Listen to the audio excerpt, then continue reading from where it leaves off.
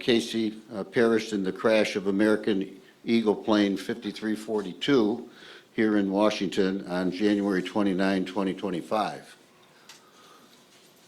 That crash is still being investigated, of course, by the authorities. And because of the litigation that will now unfold and be pursued, the families will seek the answers to the very questions that they have.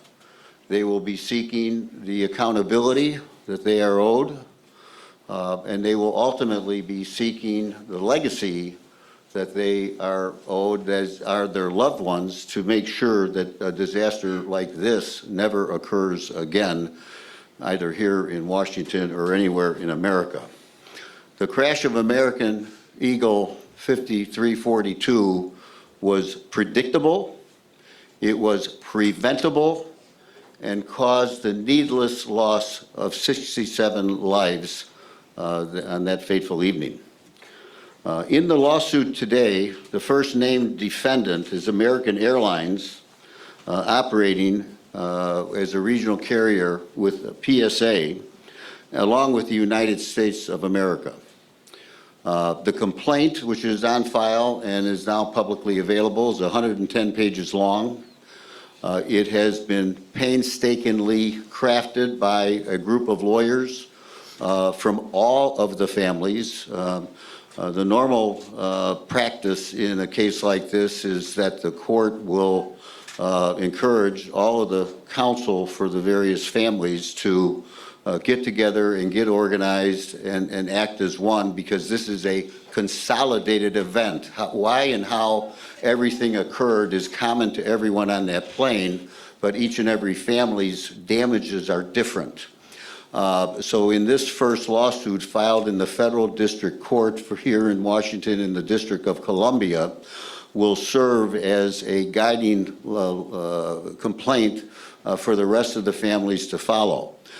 Because we uniquely are in a position of suing the federal government, and there are rules regarding the right to sue the federal government, we had to file, all of the families have to file what's called a Form 95. It's a document that asserts that a claim is being made against the government, and the government has 6 months in which to accept or deny the claim, and they always deny it, and they usually wait until the 5th month and 29th day. But because of Rachel Crafton having been the first to file that claim, I filed that claim right after she was retained me as counsel.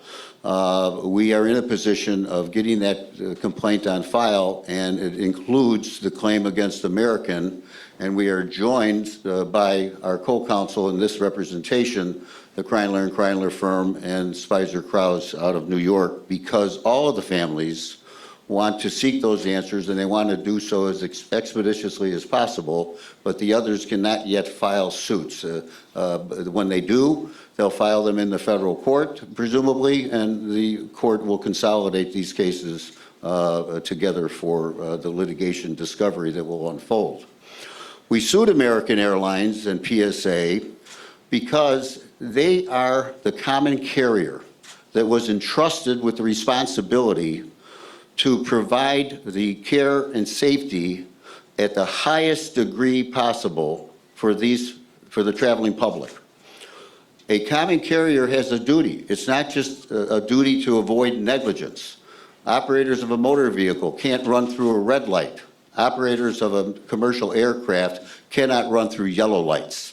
And they ran blatantly for years, many red lights here, by allowing these planes to operate in the navigable space at DCA, knowing that there was massive congestion, that there was a massive intersection between military traffic regarding runways that were unique and required special training that they failed to provide to their pilots.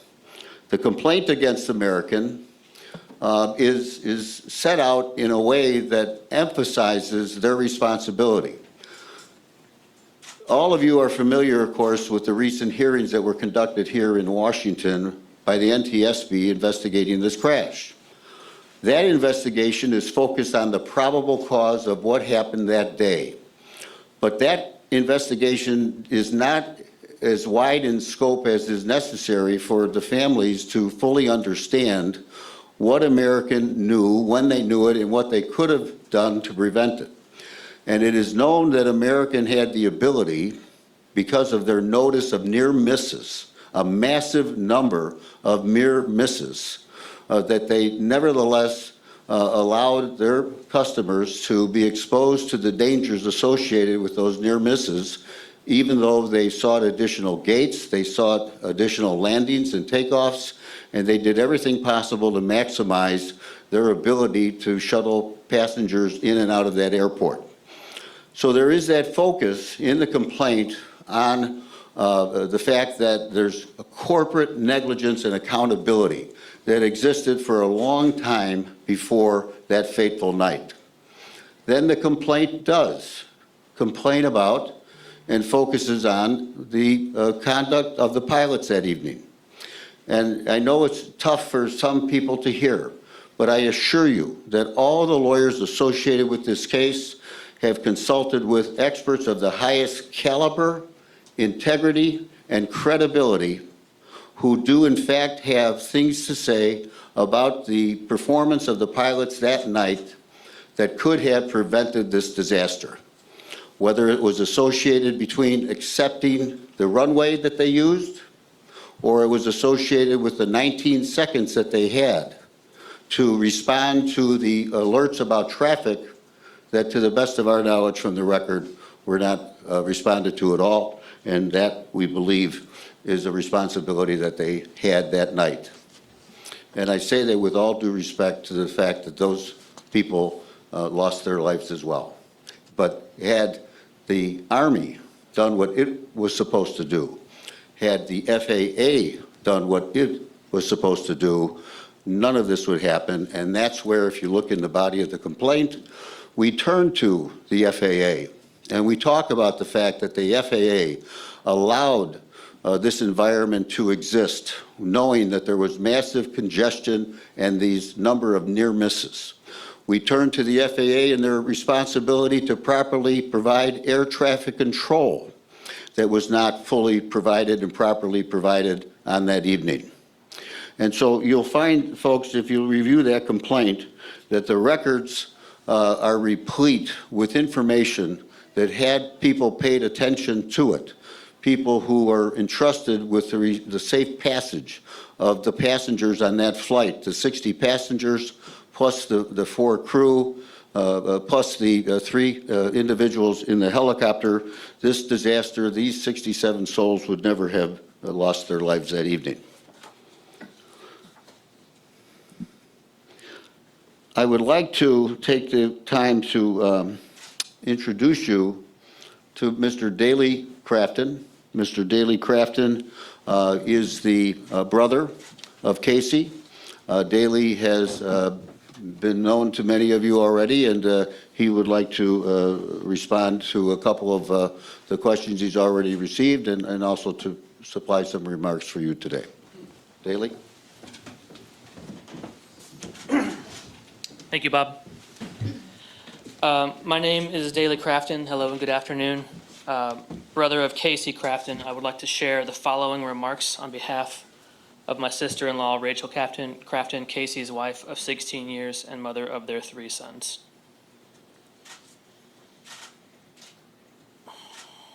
Nearly 8 months ago, our loved one, Casey Crafton, and 66 other people were killed when a U.S. Army Black Hawk helicopter collided with American Eagle Flight 5342. And nearly 8 months ago, our lives were shattered in a moment, and the grief has been unimaginable. The future we dreamed about was taken away from us. Casey was a devoted father and husband, and we built a beautiful life together. He was a loving brother, a supportive son, a committed employee, a selfless friend, and he made everyone around him feel valued and respected.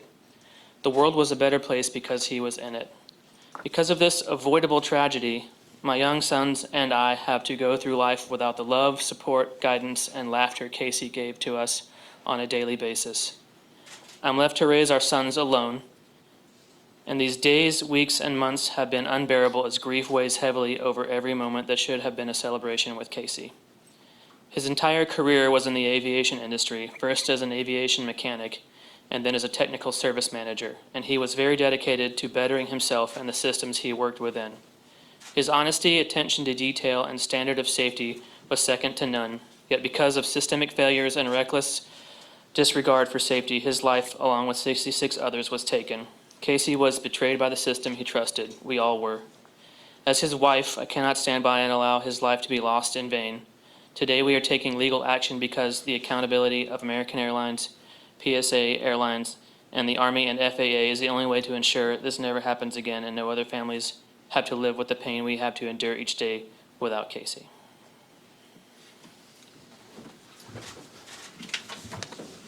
Introduce Mr. Brian Alexander from the law firm of Kreinler & Kreinler in New York. And elsewhere. Thank you, Bob. My name is Brian Alexander, and I'm a partner with the law firm of Kreinler & Kreinler, and we have the honor of representing 34 families who lost loved ones in this terrible, preventable crash. Bob spent a couple minutes talking about the culpability of the airlines, but the lawsuit will also address the complete and total failure of the Army helicopter crew to follow basic fundamental principles of flight, namely the duty to see and avoid the American jet. And as a former Army aviator, someone who was assigned to that very same unit, someone who flew up and down that river on that route hundreds of times, it is deeply distressing to me that this occurred, and the conduct of the helicopter crew was so inexcusable. The lawsuit will also address air traffic control. And the way to think about air traffic control is the controllers are basically the lifeguards for our aviation system. They're the ones watching over to make sure that everybody's doing what they're supposed to do. And if they're not, to make sure to take action to make it safe and to prevent accidents. The primary duty of an air traffic controller is to separate traffic and to avoid mid-air collisions. In this particular case, they completely failed to meet that responsibility. And specifically, among many other things, the controllers here failed to issue a safety alert to the aircraft, advising them to immediately change course to avoid the mid-air collision. These are the two cornerstones of the lawsuit and our effort to bring these parties to justice and to also answer additional questions and to help the families in their effort to make sure it never happens again. No one here can possibly imagine what the families are going through, the devastation that has been caused as a result of this terrible crash. Their lives will never, ever be the same. They are completely and forever changed. They grieve each and every day for the loss of their loved ones. And yet, each and every day, they tirelessly work to improve the aviation system for the flying public and to make sure that this does not happen again. And I'm proud and privileged to introduce Doug Lane, who lost his wonderful and beautiful wife, Christine, and his amazing and talented son, Spencer. And he will be talking to you about those efforts to make our system safe. Doug?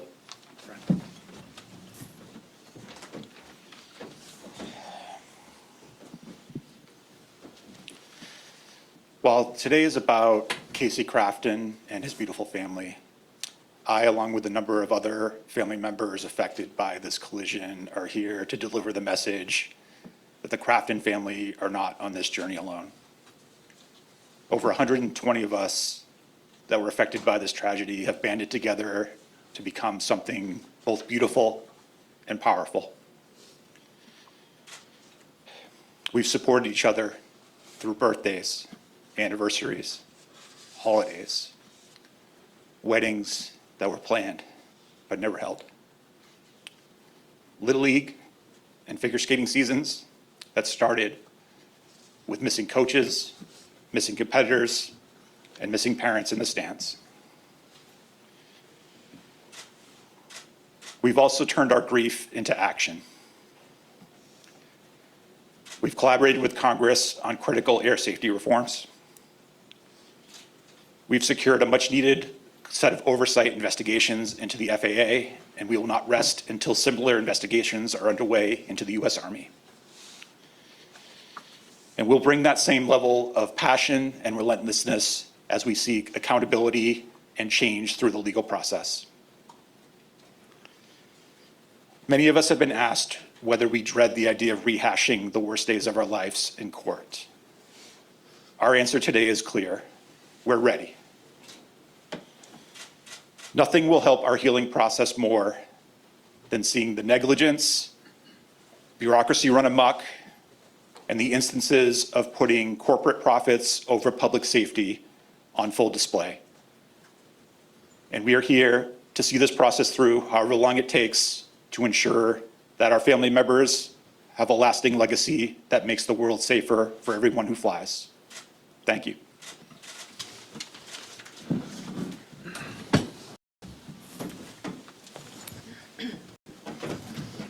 We will now open things up for questions from the media. We would ask you to please identify yourself and your affiliation and direct your questions to the members in front.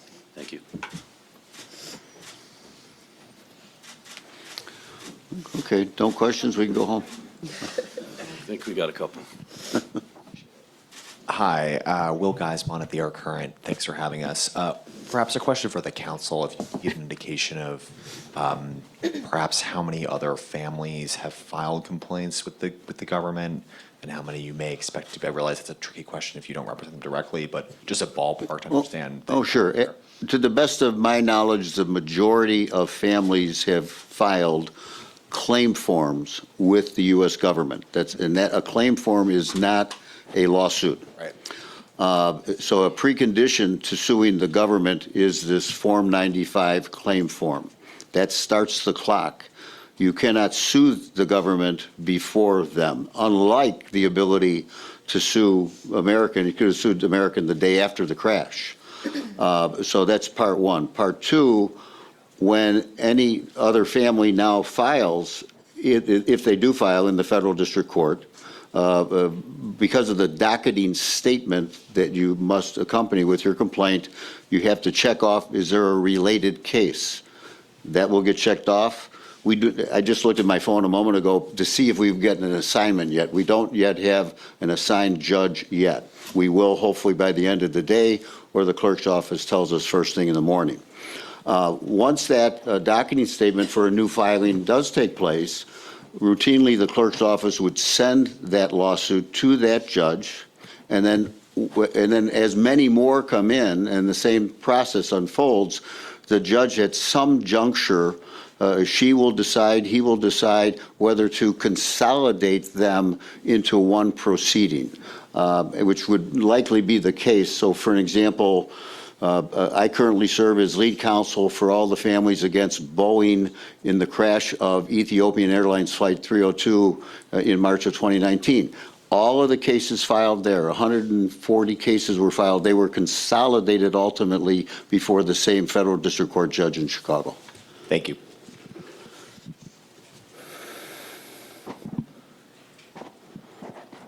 I'm Vinay Simlat with Nexstar. You mentioned that you thought that American Airlines and PSA didn't provide adequate training or special training to the pilots on approach to DCA. Could you tell us a little bit more about what you think they should have provided? Well, certainly in two parts. One is a thread that we're pulling that we don't have the subpoena power until you file a lawsuit. I can't go knocking on someone's door and make them talk to me. With a lawsuit, now we have the power of the court behind us. So to begin with, we will be permitted now, under court supervision, to issue specific discovery requests against the airlines or anyone else we choose to seek information from. And on information and belief, we think that there has been a history of specific training that did go on for DCA that at one point in time historically was stopped. So that's part one. and that's based upon our work product and investigation to date. So that is that part of the information I think you're seeking.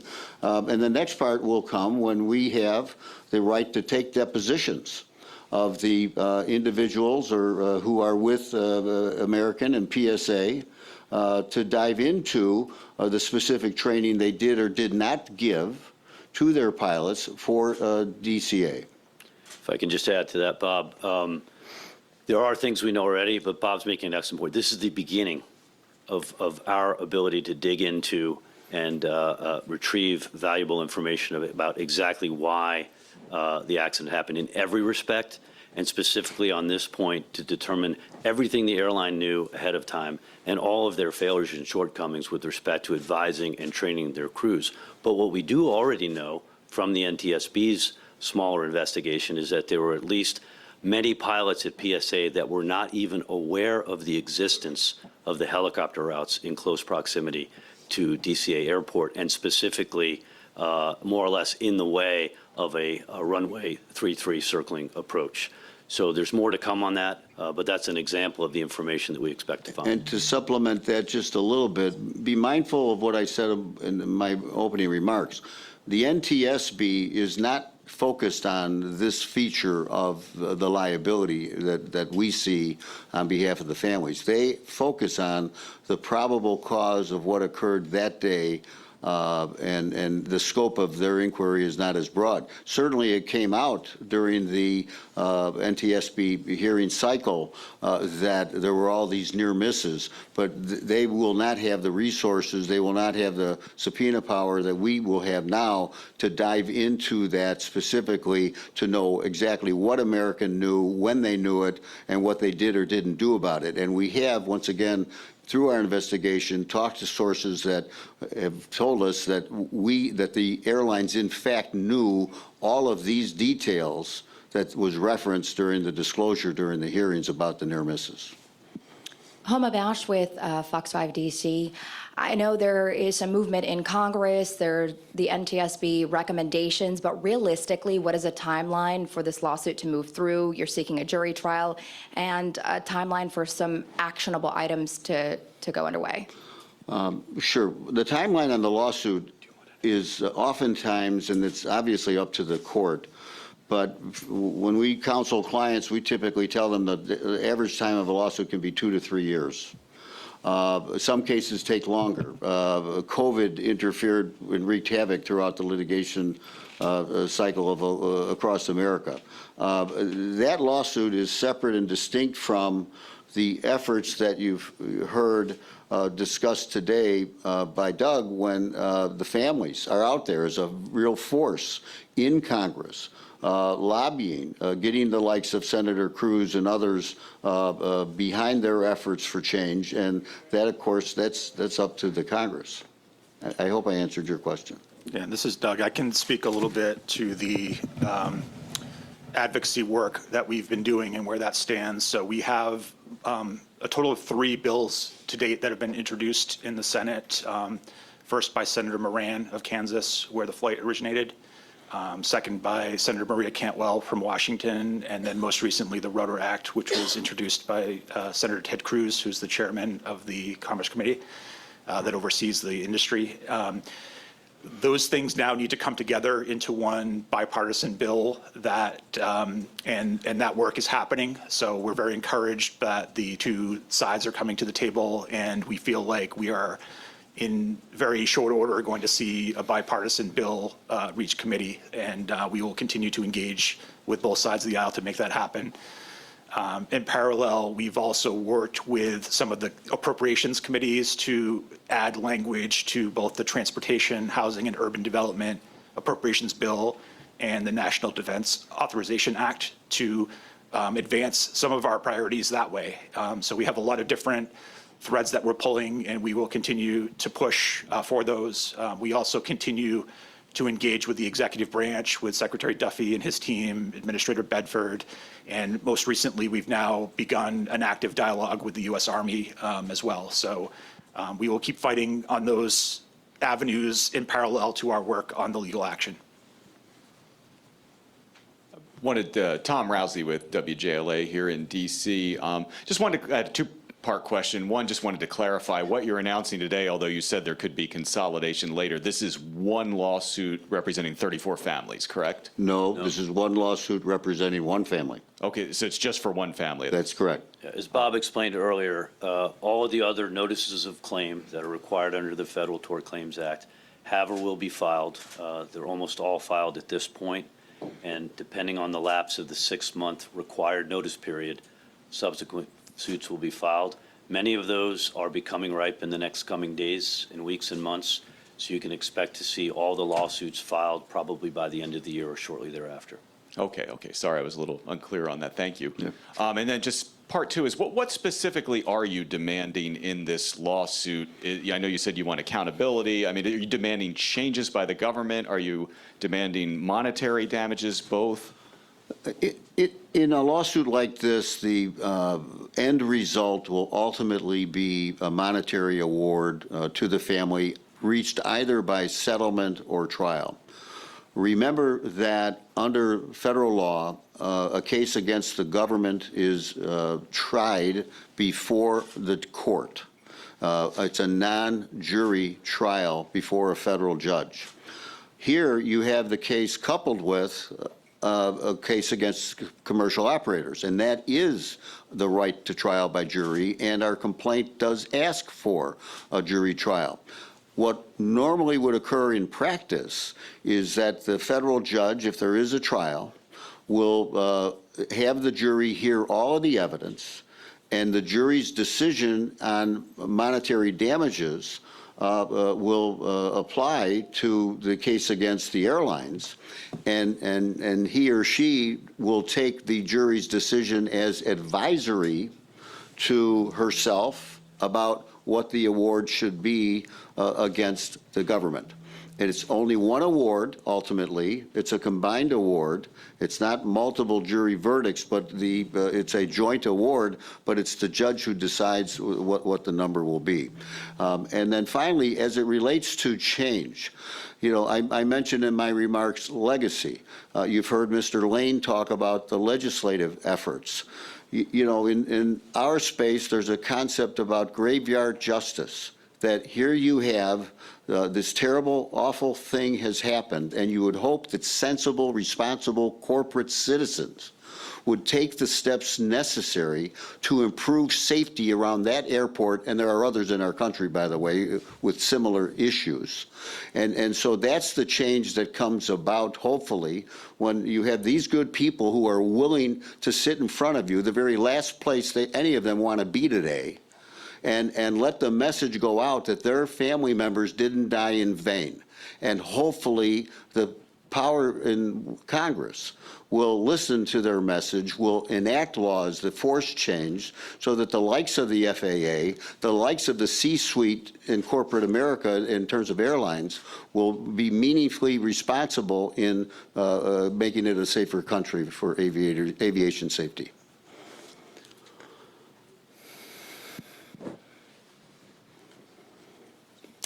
Hi, Sam Ogazalik at Politico. Thanks for taking our questions. Just a two-part one. To follow up, you mentioned that to the best of your knowledge, majority of families have filed the claim forms of the federal government. Of the families of the 60 passengers in total, do you have an actual number or approximate number of how many lawsuits you expect to be filed in total? Well, the lawyers... The lawyers for all of the families, I'm pretty sure we know the identity of all the lawyers on behalf of all the families, of all 67 families. And obviously the family passengers, the 60 passengers, all of those lawyers have been working together to, we've compared notes. Down the line, once the case is up and running before the judge, it will be likely that a committee, a formal committee of the court will be formed. It would be called a plaintiff's steering committee or plaintiff's executive committee. And that committee will be empowered to engage in the discovery works, the depositions and the record requests. They're not going to say to, 10 lawyers, 15 lawyers who represent all these people, we're going to let 15 different deposition notices going to go out. We're going to force you to work together because why and how the crash occurred is common to each and every one of you. So let's have a committee appointed. That committee can work on behalf of all the families, and then the court will separately and distinctly, independently analyze the damages for the families, individual family. So it sounds like, do you expect at least 60 total separate lawsuits? Well, sure. I mean, if you look, in the crash of ET-302, 157 people died. There were 13 families who, in direct dealing with Boeing before any lawsuit was filed, settled those cases on their own. As they have the right to do, by the way, with counsel. And then 144 cases were filed. Here, one of the interesting things here is, and this is all informal chatter, of course, between lawyers, but thus far, the only message we've received from American Airlines and their lawyers and their insurers is, this is not our problem. We didn't cause this crash. This helicopter ran into our airplane. Why are you even talking to us? Well, that just isn't the fact of what we will prove. We will show their responsibility. And if they were really being forthright with these families about what they really think, well, then maybe they can explain why it is that it's publicly reported that over in London they drew down massive reserves to cover for the claims that they expected from the families. So here, I don't expect the airlines or the government to talk to the families individually ahead of time to maybe settle a case so that instead of 60 lawsuits, you got 50. We don't predict that happening. There will, in all likelihood, be 60 lawsuits filed for these passenger families. And then finally, ultimately, the court will require that the families and the defendants at least explore resolution through a process called mediation. And not that anyone will ever force a family to accept a lawsuit or a settlement, but they will at least force you to talk about it. Because we only have so many judges, so many juries, so many courtrooms. And if families can get together and resolve their differences, then that's what they have the right to do as well. And then just a quick question for Doug. Thanks for the update on your efforts. You mentioned the dialogue between the families and the Army. Is there any update on an Army Inspector General probe into the crash? Anything you can say about that? Sure. So, in terms of our engagement with the Army, we were pretty much ignored by them for about 6 months, despite repeated attempts to get a dialogue going. We were able to do it pretty quickly with Secretary Duffy and on that side of things. After we pushed very hard and even did an open letter that raised the awareness of this issue, the Secretary of the Army had a meeting with us right before the NTSB hearings, the entire family group. Subsequent to that, they've connected us with some subject matter experts in the Army Aviation group that have been answering our questions. We've had some calls with them. We have another call with them coming up later this week. And we continue to, it's a very tricky conversation because we're trying, in respect for this legal process, we don't go into these meetings trying to investigate our collision. We're trying to just better understand some of the processes and safety measures that are in place and potentially need to be improved through our advocacy. So we still think the Inspector General investigation is critical. We have not seen movement on it yet, and that's very frustrating to us. It's also very frustrating to the dozens of United States senators who requested it. So we will keep pushing for it. We will also pursue other avenues like taking it to the Department of Defense level if we need to. So to answer your question, no, they have not acted on that, and we still continue to push for it every single day. Thank you. Yeah, I had a question here in the far left corner. My name is Dominique Moody with NBC Washington, and my question is really for Doug, Daly, and Rachel. I know that Brian and Bob have talked a lot about how this was preventable, how this was something that the airlines knew about and the Army could have conducted themselves a little bit better. To know that for the past 8 months you've been having to deal with this, has it been hard to digest this information and just to hear the result of what the NTSB is continuing to try to figure out? Daly, do you want to answer that? Yeah, I'll answer shortly. I mean, it's nearly impossible to get your head around. I just still don't understand how something so serious had so much kind of, laxness around it through like very large agencies that are supposed to be taking care of it. Yeah, and I think from my perspective, we sat through 3 days, 12-plus hour days in some cases of NTSB hearings where we just heard over and over all of these small decisions that were made by different people and different agencies, and we just needed a couple of them to make a slightly different decision one day at work to ensure that our family members arrived safely that day.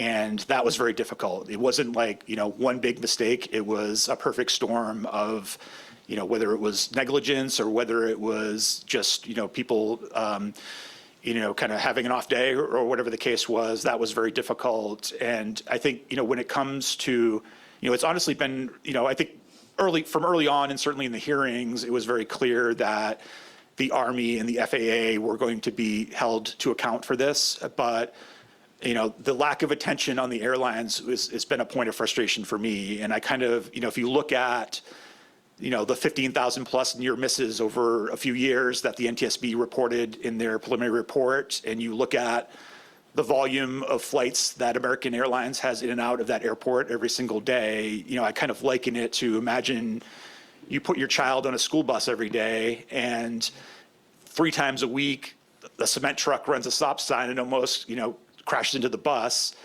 After 3 years, the bus drivers start complaining and say, hey, this isn't really safe, but, the bus keeps going as going. When that day comes where the cement truck hits your kid and your kid dies, don't you blame the bus company a little bit for the fact that they had this ongoing risk and didn't do anything about it? And that's how I feel about the airline, where, they were in a situation that they shouldn't have been in, but they have a duty to crunch numbers, look at data, and be proactive about preventing things like this from ever happening. Appreciate you. And just off of that, this is Jeff Saperstone with NBC Boston. Wanted to ask any of you up there, just based off of Doug's answer there, why do you think the airlines haven't been the focus of this investigation up until this lawsuit? Bob, if I can start to address that. I think, this is pretty common. The NTSB has done a very good job out of the gate in a very short period of time to focus on some very obvious, as I referred to, sort of cornerstones of the day of negligence with respect to the pilot conduct on the helicopter crew, and with that lack of providing a safety alert, among other things, by the air traffic controller. I think they just, as many people did initially, viewed the crew of the American Eagle Flight 5342 as, on a relative basis, less culpable because they were listening to ATC's directions and so forth and so on.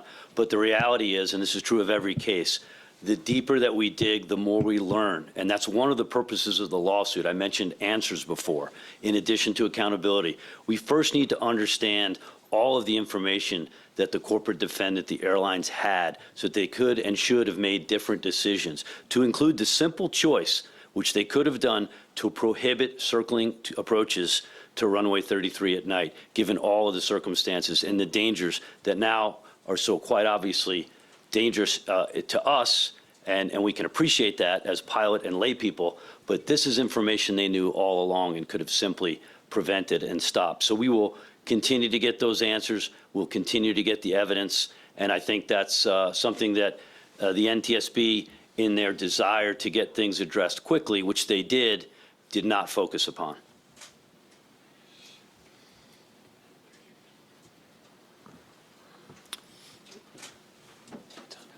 Yeah, if there's no more questions, we appreciate everyone coming today. We will be remaining around to answer additional questions. There are other family members here who may also be available to you. And if you all wouldn't mind, we do have some other families here who have brought photos of their loved ones and are prepared to offer a photo opportunity if anybody is interested. Thank you. Thank you. Thank you very much.